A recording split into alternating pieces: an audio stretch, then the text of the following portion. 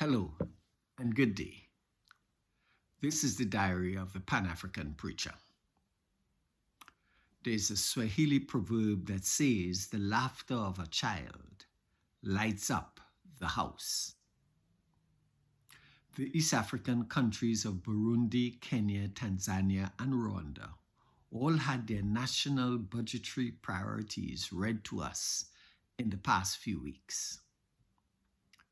The private sector, the agricultural sector, the legal fraternity, consumer groups, even the public service vehicles associations sought to lobby their respective governments to favor their interests.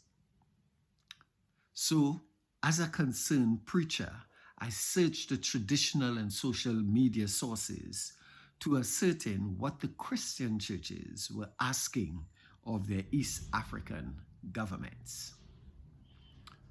I found very little targeted comments from the apostles, pastors, prophets, and bishops lobbying on behalf of the most vulnerable in the society.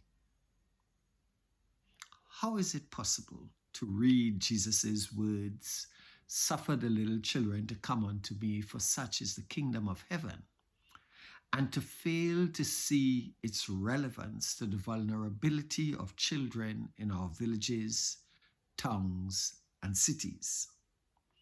Yet, the very same text is used to highlight childhood innocence and openness to Jesus as a necessity for getting into heaven. You may ask me, where are you going with this, preacher? Well, Proverbs 31, 8 and 9 expresses the moral and ethical measures and standards by which we evaluate our actions in our societies.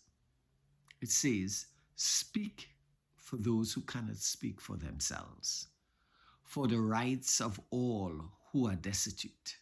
Speak up and judge fairly, defend their rights, and defend the rights of the poor and needy." It has not gone unnoticed that healthcare systems in East Africa reflect historical and economic patterns of privilege, or that half of the healthcare provision in the East African community are provided by charitable concerns. Furthermore, that the educational provision for our children, though improved over the last 25 years, are still inadequate and inequitable.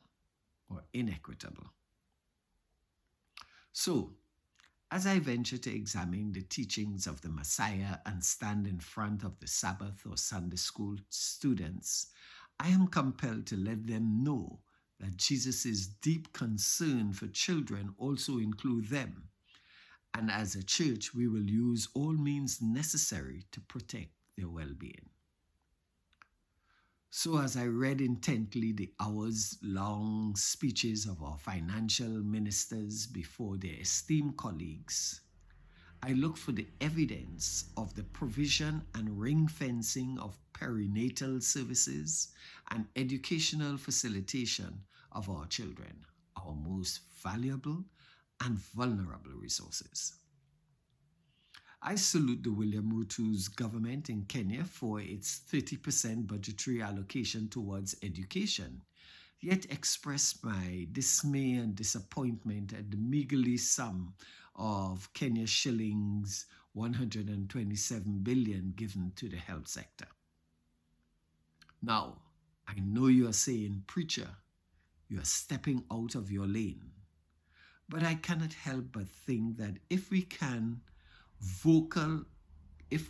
be vocal supporters for persons running for public office with visions, prophecies, interpreted dreams, and spiritual announcements, we should also let them know that thus says the Lord. Ashe.